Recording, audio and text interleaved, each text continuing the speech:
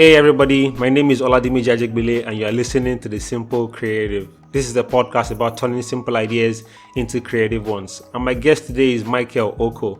He's a makeup artist and we got to talk about how to balance your hustle with alternate ones and how to overcome criticisms as a creative. Because I knew what I really wanted. Like I was really in love with it. So there are criticisms. Sometimes it actually gets to me. Sometimes I'm just thinking, why am I even doing this makeup? See my mates, they are doing other things and I'm doing makeup. Why am I doing makeup? But then the next morning, I'm awake, I'm like, say lie. This is what I want to do. Is this makeup? Is this the makeup? If you're new to this podcast and you want to know more about it, kindly subscribe to get weekly content like this. Enjoy the podcast. Can you just introduce yourself? Like, what do you do and everything about you, basically? Hi, I am Micheal. Basically, my name is Okoh Micheal. I don't like to say my age, so just get that. I'm a makeup artist, a model, a creative director, and a YouTuber based in Ibadan, Nigeria. I provide makeup services to people who require them. I also direct shoots from time to time. I also style people sometimes too. So basically, that's just it. All right, enough about looking at the camera. Just look at me, so let's discuss. But, okay, so you're a YouTuber. I also do YouTube, but there's so many challenges. Like, I remember I started YouTube a couple of months ago and it didn't grow. I'm telling you, it literally took like 5 months to get 100 subscribers. So, how have you seen the growth? Like, what's the growth process like for you? YouTube is like, it's a struggle, to be honest.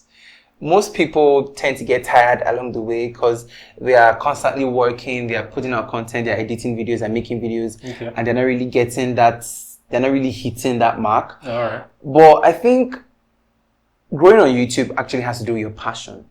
Okay. When you're passionate about what you're doing, when at a point you just want to wake up and you just want to film, you just want to edit, it gets tiring along the way. But when you just want to keep doing it, All right. you know, when you do something for, let me do it, not for let people see it. Are you doing it? When it becomes really enjoyable, when you're filming and you're enjoying it, you're having fun.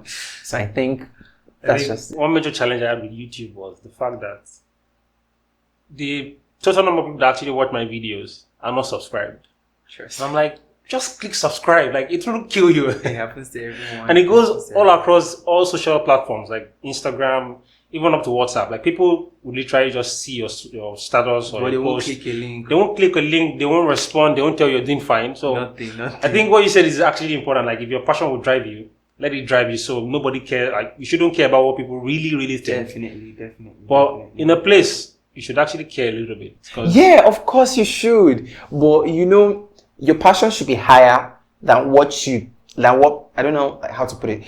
Like, the joy you derive in doing what you're doing should outweigh the joy you derive from people's feedbacks. All right. Like, you should actually enjoy what you're doing. When you enjoy it, you're like, okay, I've done it. Let me put it out there. Hopefully people will like it. Hopefully. But then if you're doing it for, okay, let me do it so people will like it. And then and at the end of the day, people end up not liking it. You start to get discouraged. Like, maybe I'm not doing it right. Maybe I should just stop doing it. So basically, I think it's really important that I think most of the videos I've done and the interviews has been about people actually talking about their passion.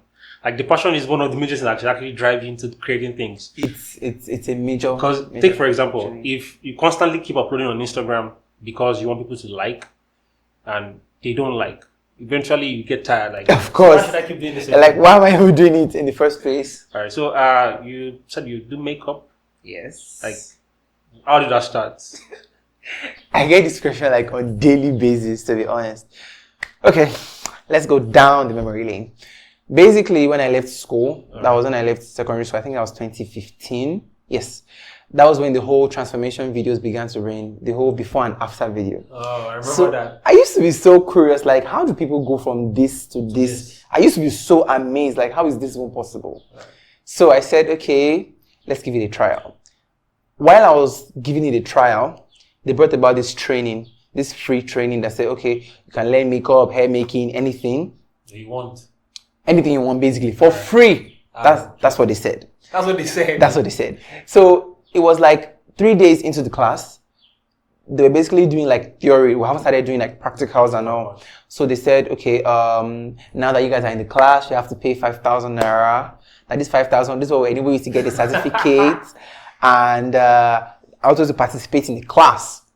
And then I was like, 5K? Didn't they say that it's free? That was like, every time. Okay, no problem. So at the time I was supposed to get the 5K from my mom, I had a clash with my mom. So she didn't give me the money. So it really, like, I was really pained. But at the same time, I just let go, like, because they won't let you do the class without the 5K. Alright. So from there, I started watching YouTube.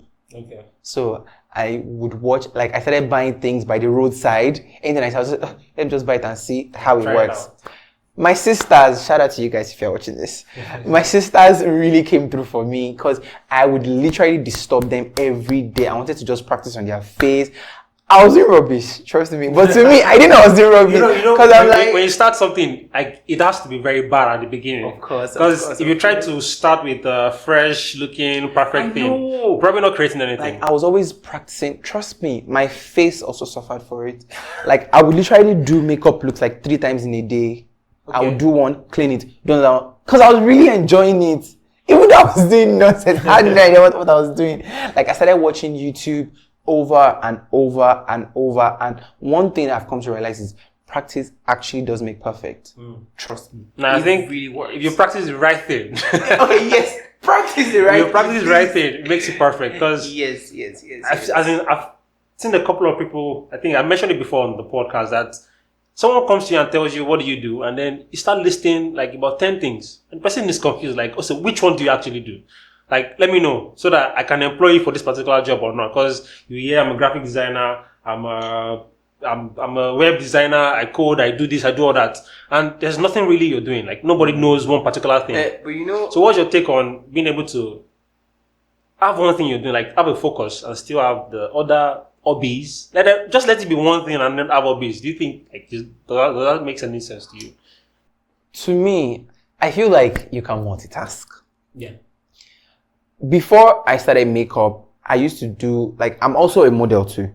But then I used to do photo shoots. Okay. I started that like just a thing, like a joking stuff.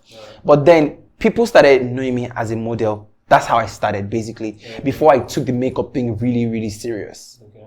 I didn't push my modeling career aside, but let me just say it has gone down. Let me just say it has relaxed for my makeup. Just to give one the preference. Yes. Okay. So I can boldly say now that I think I do like much more better in my makeup than my modeling. Okay. I still boldly say anywhere I'm a model, I still do my shoot perfectly well. Okay. But then I give more attention to my makeup because that's what people now know me for. And that's where my passion, that's where my heart really burns. So I think you can have other things on the side, but you just need to have that one thing that helps you stand out. That's the one driving you really. Basically, that one thing that people know that this thing, if he does it, just it's gonna. But you know, that's the basis of branding. Like, if someone knows you as a brand, in any field, like let's say the makeup now, if anyone look at, let's say we're talking to Micheal, they know you as a makeup artist. Yes. So with that area now, they already know that, okay, if you're looking at anything that has to do with makeup, you probably should go to Micheal. You understand? But then when it now becomes that you are doing something and nobody really, they can't really tag you with one particular niche, and it becomes a problem. So you're able to balance everything. Definitely. Well, I think one of the things I actually been thinking about for a while now is like being a makeup artist and being a guy. Like, I'm sure you get this question a lot, and I don't want to pry on it, but how do you deal with criticism when it comes to these areas? This topic. Okay, basically, the thing is, growing up, I actually grew up with my aunties. Okay. Like, basically, I grew up with my aunties and my grandma. Okay. So I think I started getting influenced little by little. But then when I started doing the makeup of a thing, even my parents were not really in support of it.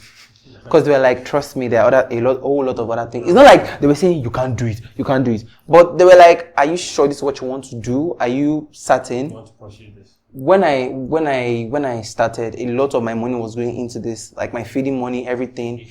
Everybody was like, guy, why are you doing makeup? Like, are you being serious? What's the point? Exactly. Okay. But because I I knew what I really wanted. Like I was really, really in love with it. Okay. So there are criticisms. Sometimes it actually gets to me. Okay. Sometimes I'm just thinking, why am I even doing this makeup? See my mates, they are doing other things and I'm doing makeup. Why am I doing makeup? But then the next morning, I'm awake, I'm like, say lie. This is what I want to Is this makeup? Is this the makeup?